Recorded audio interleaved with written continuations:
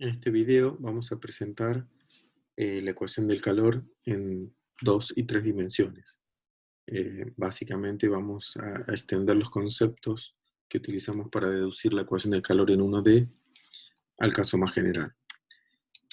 En este caso vamos a considerar una región omega en donde queremos estudiar el proceso de difusión del calor.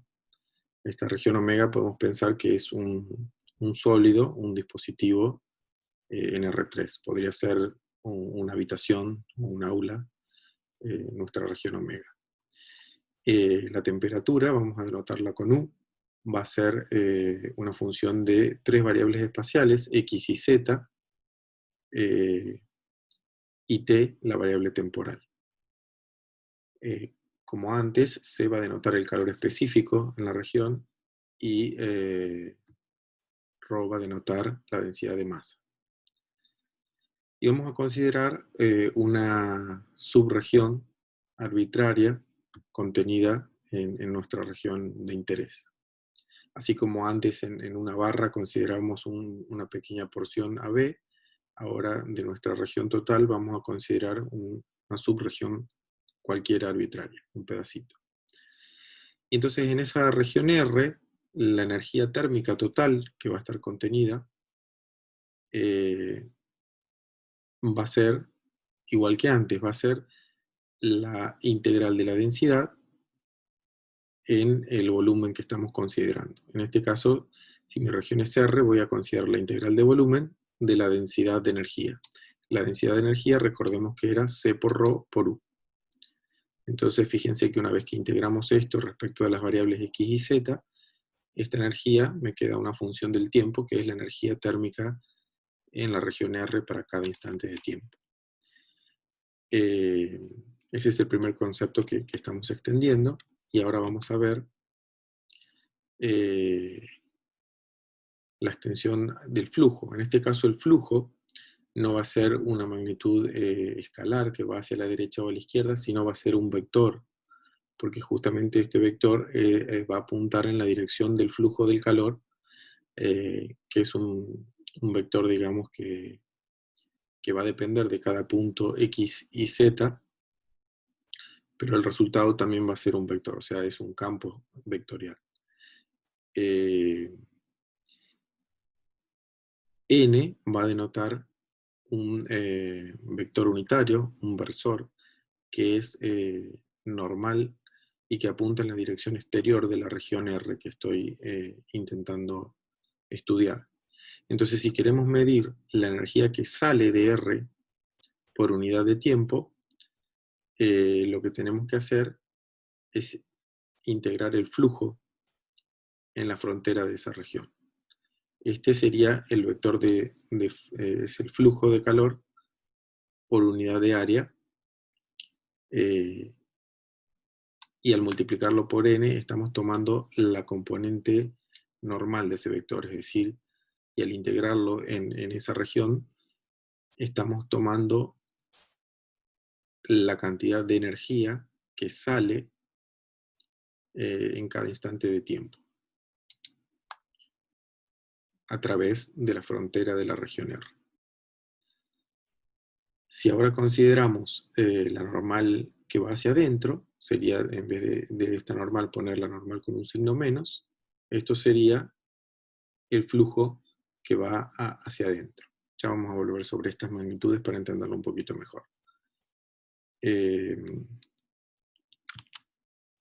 Finalmente, para poder llegar a un balance de energía, necesitamos definir Q, que es la densidad de calor que se genera o se pierde en cada punto X y Z por unidad de volumen por unidad de tiempo.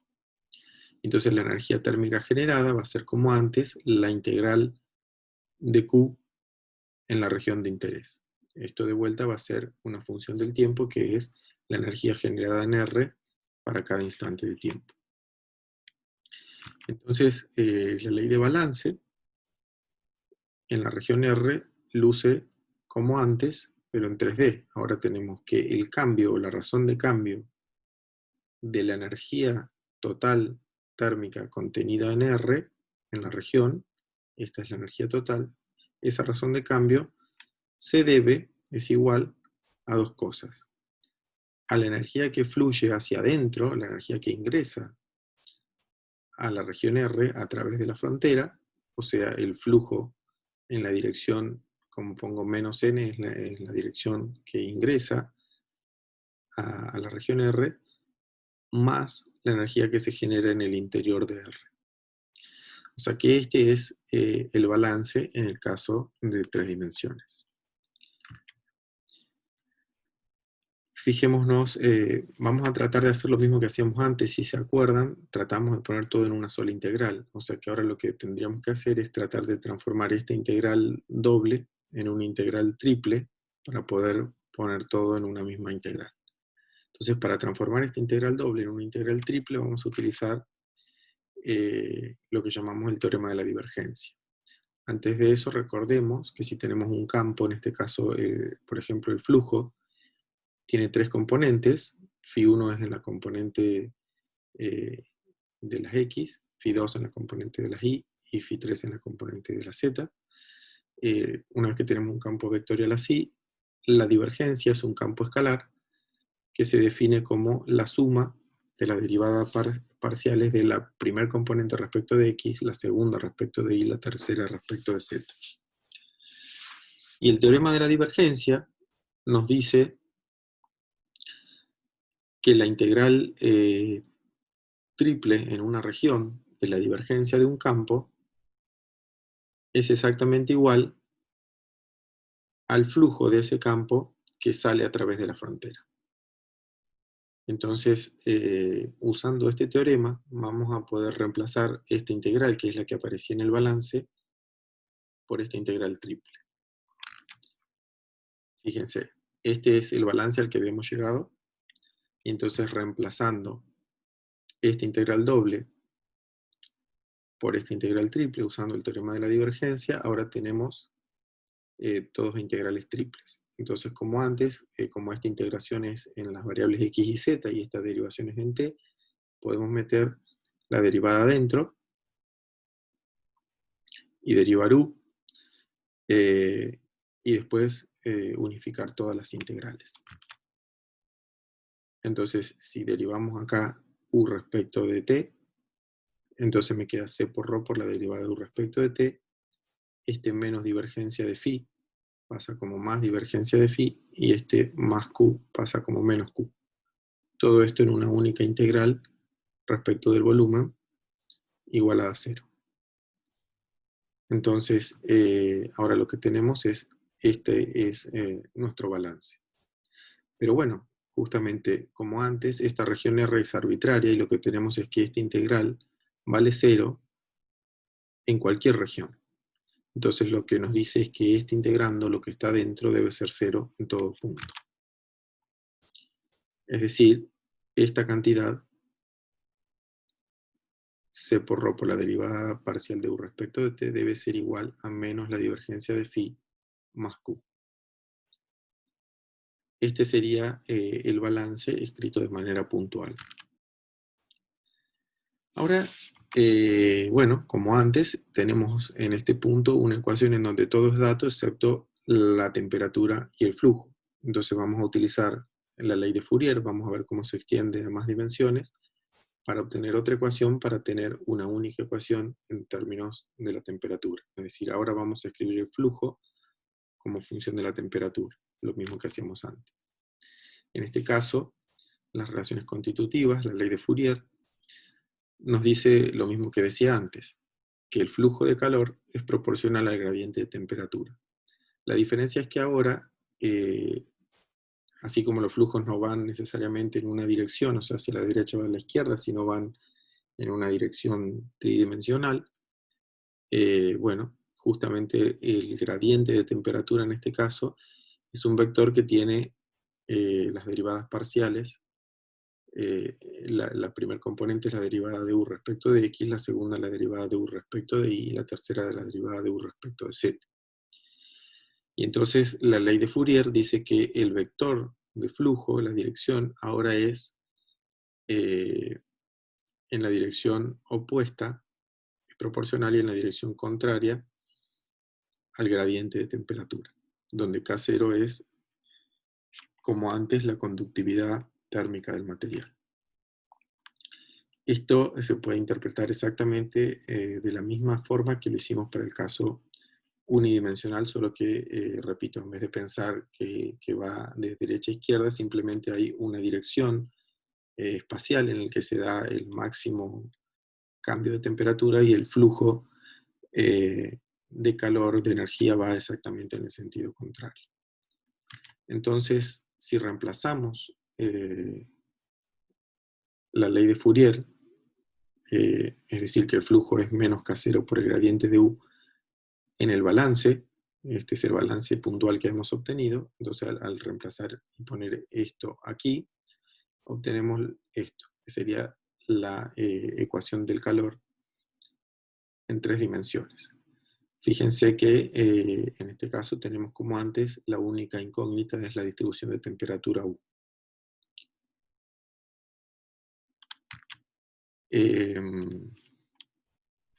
En el caso que este K sub 0 sea constante, bueno, puede salir afuera de esta derivación, y la divergencia del gradiente de U, si uno hace las cuentas, me queda lo que llamamos el operador laplaciano de U.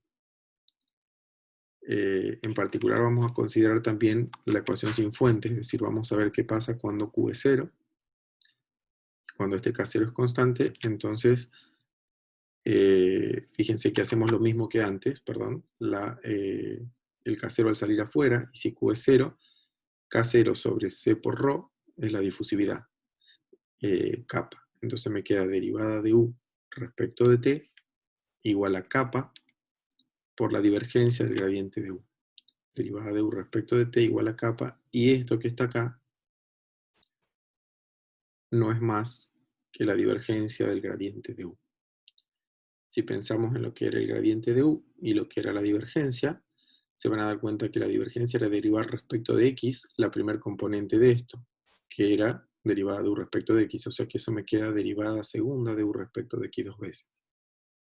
Después el operador divergencia decía más derivada respecto de Y, de la segunda componente del campo. La segunda componente es la derivada de U respecto de Y. Entonces tengo que derivar 2 veces respecto de Y. Y sumarle la derivada respecto de Z de la tercer componente de este campo, que es la derivada de U respecto de Z. O sea que me queda derivada de U respecto de Z 2 veces. En conclusión, la divergencia del gradiente de U me queda esta suma, que es justamente lo que se llama el laplaciano de U. Fíjense que en el caso de una variable, el laplaciano no es más que es la derivada segunda de U, que es lo mismo que obteníamos en el caso unidimensional. Ahora, en el caso que tengamos en 2 o 3 dimensiones, esto en vez de ser la derivada segunda, es la suma de las derivadas segundas. Esta es la ecuación del calor sin fuentes, entonces. Y para complementarla tenemos, igual que antes, que tener una condición inicial y condiciones de frontera. La condición inicial va a ser una distribución de temperatura en cada punto de la región a tiempo cero. Y la condición de frontera va a ser, como antes, una condición que puede ser de diferentes tipos.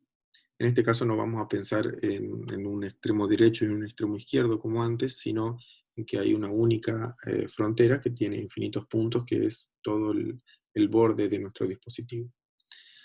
Pero las condiciones son como las teníamos antes, es decir, podemos tener una temperatura de tipo prescripta, es decir, que la temperatura se conoce en toda la frontera de mi región de estudio, o podemos tener también una frontera aislada. En ese caso, fíjense que el flujo que sale a través de la frontera es phi por n, donde n es la normal exterior a mi región de estudio, y entonces que ese flujo sea cero quiere decir que la frontera está aislada, es decir, que no entra ni sale energía a través de la frontera. Si quieren, recordemos, si queremos escribir esta condición en términos de la temperatura, el flujo por la ley de Fourier sabemos que es menos k0 por el gradiente de u, y entonces en este caso me está quedando esto por la normal. Y esto por la normal es menos k0, y el gradiente de u por la normal es lo que llamamos la derivada normal de u. Simplemente una notación. Por otro lado, coincide con la derivada direccional de la función u en la dirección de la normal n. Entonces, cuando esto es 0, lo que estamos diciendo es que no hay cambio de la temperatura en la dirección perpendicular saliente. Y entonces, si no hay cambio ahí, justamente eso significa que el flujo, si no hay cambio de temperatura en esa dirección, quiere decir que ahí no hay flujo de calor. Y la tercera condición es la más natural, habíamos dicho la ley de enfriamiento de Newton, que es nuevamente que el flujo en la dirección, el flujo a través de la frontera es proporcional a la diferencia de temperaturas que hay en la frontera y en el exterior. Acá se puede hacer el razonamiento también para corroborar el sentido del flujo y pensar que, por ejemplo, si la temperatura en el dispositivo, en la frontera del dispositivo es mayor que la temperatura exterior, entonces eso quiere decir que la energía va a fluir hacia afuera. Es decir, que en este caso el flujo es positivo. O sea, esta cantidad va a ser positivo, que es el flujo saliente, porque n es la normal exterior. Finalmente podemos también presentar los estados estacionarios. Esta es la ecuación del calor a la que habíamos llegado. Y entonces, si pensamos que la fuente no depende del tiempo y las condiciones de borde también, uno, para encontrar el estado estacionario, tiene que pensar que ahora mi distribución U depende de las variables espaciales, pero no del tiempo, y entonces esta derivada de U respecto de t va a ser 0. Entonces mi ecuación va a ser sencillamente esto igual a 0. Si recordamos, en este caso, si el K0 es constante, podemos escribir esto como el laplaciano de U por K0. Y entonces cuando igualamos a 0, pasamos el Q del otro lado y nos queda menos Q y dividimos por K0. Y entonces nos queda de esta ecuación, cuando esto es 0, nos queda laplaciano de U igual a menos Q sobre K0. Esta sería la ecuación del calor en estado estacionario. Fíjense que en el caso unidimensional nosotros habíamos considerado, por ejemplo, el caso cuando no había fuentes, es decir, cuando Q es 0. Y entonces, si pensamos en el caso cuando Q es 0, esto nos quedaría laplaciano de U igual a 0. Fíjense, esta se llama ecuación de Poisson en este caso cuando tengo una fuente, pero si no tengo fuentes, entonces me queda el laplaciano de U igual a 0. Y esto es lo que se llama la ecuación de Laplace. Fíjense que en el caso de una dimensión, lo que habíamos planteado es justamente el laplaciano en una dimensión sería la derivada segunda, o sea, U sub xx. Y en el caso de una dimensión que U sub xx sea igual a 0, me dice que necesariamente U tiene que ser lineal, o sea, una recta. Son los ejemplos que hemos analizado. Pero ahora en el caso de 2 o 3 dimensiones, esto no es tan simple, porque en el caso que esto, para que esto sea 0, U no necesariamente va a tener una forma fácil de deducir. Entonces, esta ecuación, ahora U depende de X y Z, no es tan trivial de resolver, y entonces también va a merecer la pena resolverla. Digo, va a ser un poco más complicado, no lo vamos a poder resolver analíticamente, pero el resultado va a depender de las variables espaciales y va a representar la distribución de temperatura en estado de equilibrio del proceso de difusión sin fuentes. Finalmente vamos a hacer un comentario respecto de problemas bidimensionales. O sea, todo lo que hicimos hasta acá es lo mismo, La diferencia es que la temperatura va a depender solo de las variables x, y. En los problemas bidimensionales podemos pensar, por ejemplo, una placa que se encuentra, que es de un espesor despreciable, que se encuentra aislada arriba y abajo, si la placa la pensamos horizontal, y entonces el calor no va a fluir en la dirección vertical, solamente lo va a hacer en el sentido de la placa, en la dirección dada por el plano XY. Entonces, en ese sentido, podemos pensar que tenemos dos variables espaciales y una temporal, entonces la ecuación del calor va a tomar esta forma.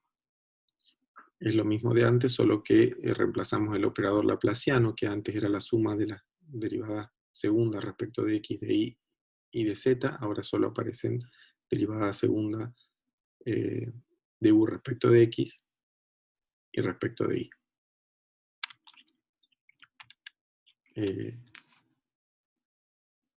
Eso es todo.